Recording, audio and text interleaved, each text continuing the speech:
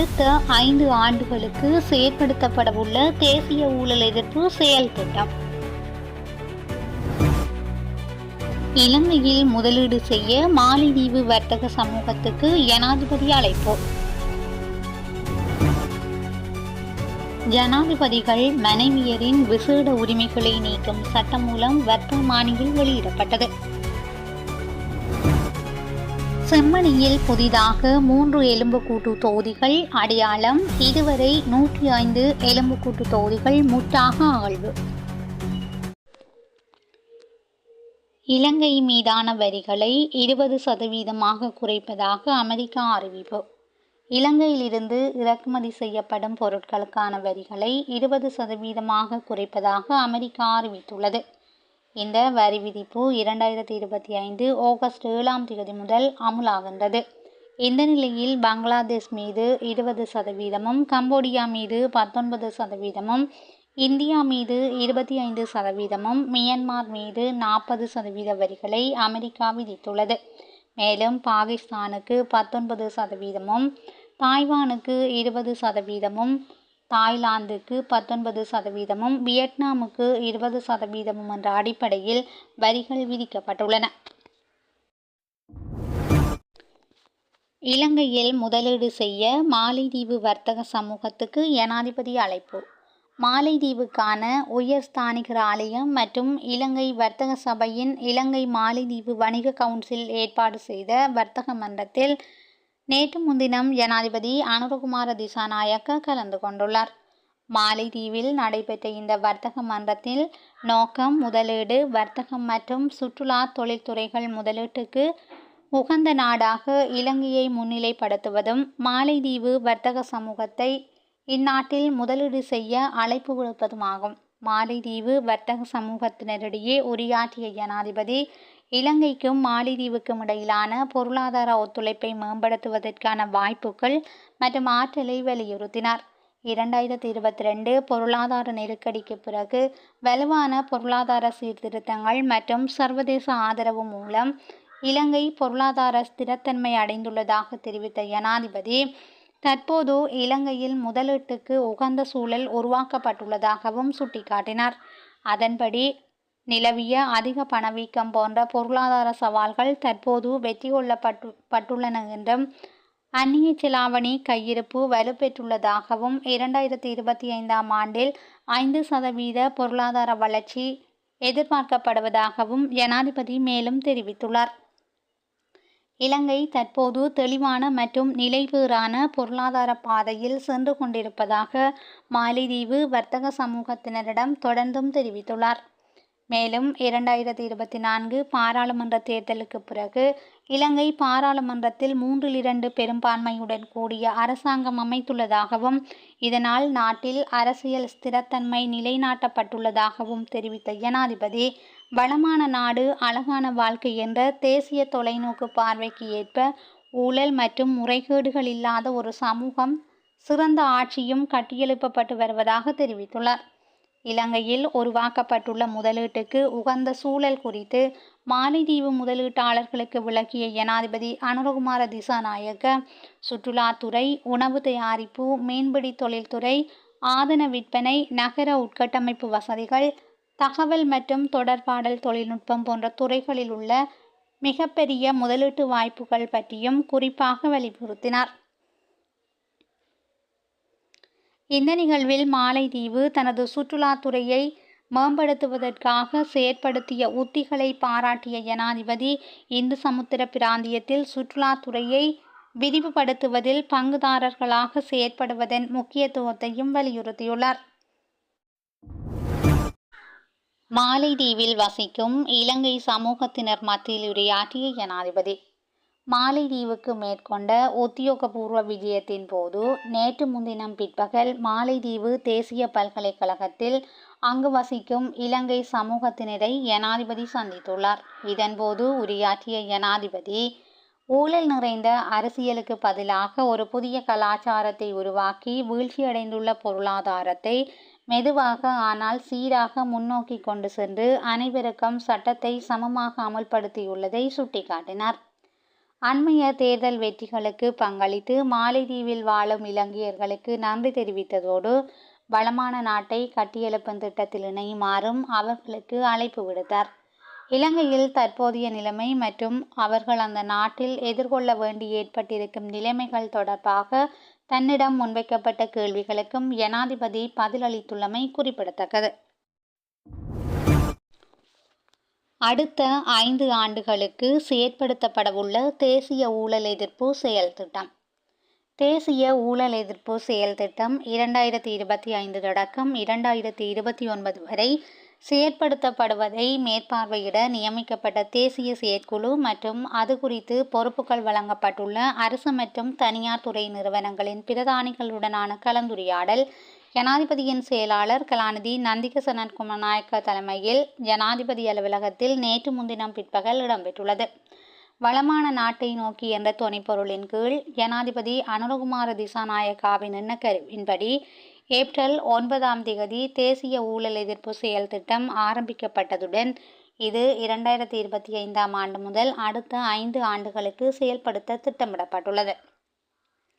தேசிய ஊழல் எதிர்ப்பு செயல் திட்டத்தில் உள்ளடக்கப்பட்டுள்ள செயற்பாடுகள் தொடர்பான பொறுப்புகள் வழங்கப்பட்டுள்ள அனைத்து நிறுவனங்களின் பிரதானிகள் அவர்களுக்கு வழங்கப்பட்டுள்ள பொறுப்புகளை நிறைவேற்ற அவர்கள் செயற்பாட்டு திட்டத்தை தயாரிக்க வேண்டுமென்றும் அந்த செயற்பாட்டு திட்டங்களின் முன்னேற்றத்தை தேசிய செயற்குழு அவ்வப்போது மீளாய்வு செய்ய வேண்டுமென்றும் ஜனாதிபதியின் செயலாளர் இங்கு சுட்டிக்காட்டினார். இந்த தேசிய செயற்குழு அரசு மற்றும் தனியார் துறைகளின் பிரதிநிதிகளை கொண்டுள்ளதுடன் ஜனாதிபதியின் செயலாளர் கலாநிதி நந்திக சனத்குமாரநாயக்க இந்த குழுவின் தலைவராகவும் லஞ்சம் அல்லது ஊழல் குற்றச்சாட்டு விசாரணை ஆணைக்குழுவின் பணிப்பாளர் நாயகம் ரங்க திசாநாயக்க குழுவின் உபதலைவர் மற்றும் அழைப்பாளராகவும் செயற்படுவார்கள். நுவரெலியாவுக்கு தற்காலிகமான பெண்கள் காப்பு நிலையம் திறந்து வைப்பு. தற்காலிக பெண்கள் காப்பு மத்திய நிலையம் ஒன்று அண்மையில் நுவரெலியாவில் திறந்து வைக்கப்பட்டது. அது பெண்கள் மற்றும் சிறுவர் விவகார அமைச்சர் சரோஜா போல்ராஜ் மற்றும் இலங்கை ஜப்பான் தூதுவரின் பங்கு பெற்றலுடன் நடைபெற்றுள்ளது. வீட்டு வன்முறை காரணமாக அழுத்தத்துக்கு உள்ளான பெண்கள் மற்றும் பிள்ளைகளை அரச பாதுகாப்புடன் குறுங்காலத்துக்கு தங்க வைத்து சமூகமயப்படுத்தும் திட்டம் தற்காலிக பெண்கள் காப்பு மத்திய நிலையத்தில் மேற்கொள்ளப்படுவதாக அமைச்சர் இதன்போது சுட்டிக்காட்டினார். தற்போது தற்காலிக காப்பு மத்திய நிலையங்கள் 10 காணப்படுவதாகவும் நுவரெலியாவில் ஆரம்பிக்கப்பட்ட மத்திய நிலையத்துடன் அது 11வது நிலையம் வரை அதிகரித்துள்ளதாகவும் அமைச்சர் குறிப்பிட்டுள்ளார். ஜனாதிபதிகள் மனைவியரின் விசேட உரிமைகளை நீக்கும் சட்டமூலம் வர்த்தமானியில் வெளியிடப்பட்டது. ஜனாதிபதிகள் மனைவியரின் விசேட உரிமைகள் நீக்கும் சட்டமூலம் வர்த்தமானியில் வெளியிடப்பட்டுள்ளது. ஜனாதிபதிகள் மற்றும் காலம் சென்ற ஜனாதிபதிகளின் மனைவிகளுக்கு ஏற்படுத்தப்பட்டுள்ள விசேட சலுகைகள் ரத்து செய்யும் வகையில் குறித்த சட்டமூலம் உருவாக்கப்பட்டுள்ளது. நேற்றைய தினம் திகதியிடப்பட்ட குறித்த சட்டமூலம் நீதி மற்றும் தேசிய ஒருமைப்பாட்டு அமைச்சரான கர்சன நாணயக்காரவினால் வர்த்தமானிப்படுத்தப்பட்டுள்ளமை குறிப்பிடத்தக்கது. அதற்கமைய முன்னாள் ஜனாதிபதிகள் மற்றும் அவர்களது விதவைகளுக்கு வழங்கப்படும் விசேட சலுகைகள் ரத்து செய்வதற்கான சட்டமூலம் அடங்கிய யோசனை இவ்வாறு முன்வைக்கப்பட்டுள்ளது.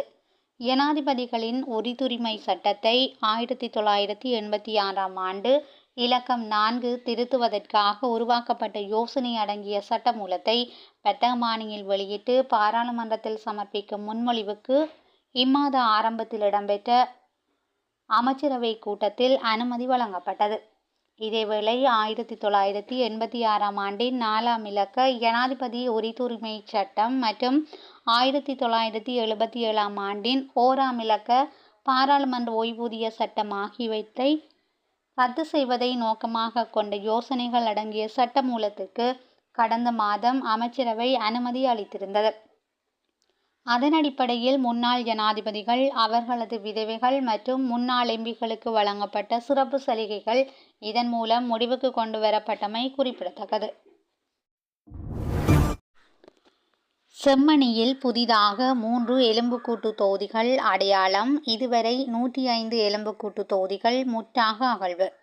யாழ்ப்பாணம் செம்மணி பகுதியில் உள்ள 2 மனித புதைகுழிகளிலிருந்தும் நேற்று புதிதாக 3 எலும்புக்கூட்டு தொகுதிகள் அடையாளம் காணப்பட்டுள்ள நிலையில், ஏற்கனவே அடையாளம் காணப்பட்ட மனித எலும்புக்கூட்டு தொகுதிகளில் 3 முற்றாக அகழ்ந்தெடுக்கப்பட்டுள்ளது.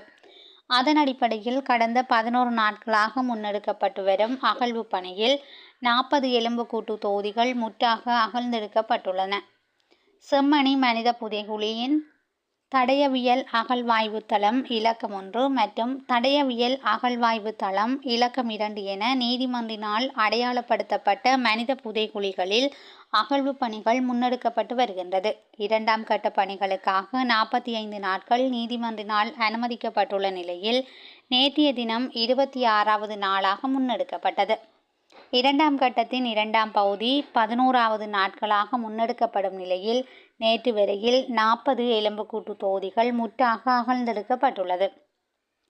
செம்மணி மனித புதைகுழியின் அகழ்வு பணிகள் இதுவரையில் கட்டம் கட்டமாக 35 நாட்கள் முன்னெடுக்கப்பட்டுள்ளன. இதன்போது நேற்றைய தினம் அகழ்ந்தெடுக்கப்பட்ட 3 எலும்புக்கூட்டு தொகுதிகளுடனாக 105 எலும்புக்கூட்டு தொகுதிகள் முற்றாக அகழ்ந்தெடுக்கப்பட்டுள்ளதுடன், இதுவரையில் 118 எலும்புக்கூட்டு தொகுதிகள் அடையாளம் காணப்பட்டுள்ளமை குறிப்பிடத்தக்கது. இன்று முதல் நில வரைபடங்களை வீட்டிலிருந்தே பெற்றுக்கொள்ளலாம்.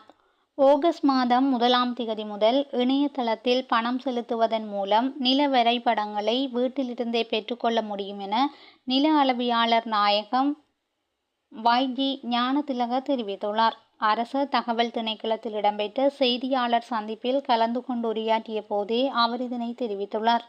இதுவரை காலமும் அலுவலகங்கள் மூலம் பொதுமக்களுக்கு தேவையான வரைபடங்கள் வழங்கப்பட்டு வந்த நிலையில், இன்று முதல் இணையதளம் மூலமாக வரைபடங்களை பெற்றுக்கொள்ள முடியும் என அவர் தெரிவித்துள்ளார்.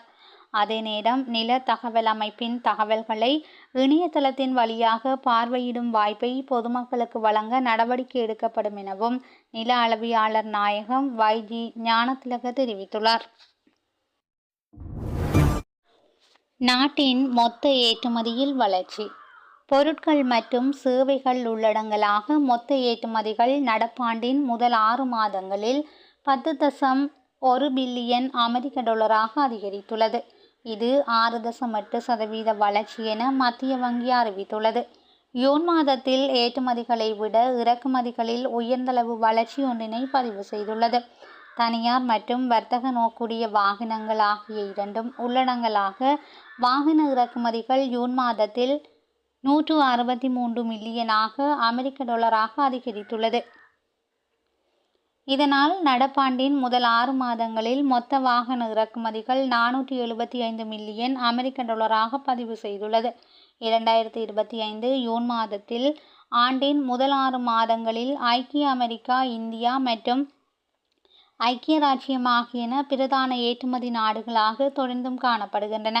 இதேவேளையில் சீனா, இந்தியா மற்றும் ஐக்கிய அரபு ராச்சியம் என்பன முதல் நிலையில் உள்ள இறக்குமதி நாடுகளாகவும் காணப்படுகின்றன. சுற்றுலாத்துறை வருமானம் நடப்பாண்டில் முதல் 6 மாத காலங்களில் 1.7 பில்லியன் அமெரிக்க டாலராக மதிப்பீடு செய்யப்பட்டு 10% வளர்ச்சியினை பதிவு செய்துள்ளது. அதேபோன்று வெளிநாட்டு தொழிலாளர் பணவலுப்பல்கள் நடப்பாண்டில் முதல் 6 மாதங்களில் 18.9% வளர்ச்சியை பதிவு செய்துள்ளது. போதைப்பொருள் கடத்தல்காரரின் மனைவி கைது.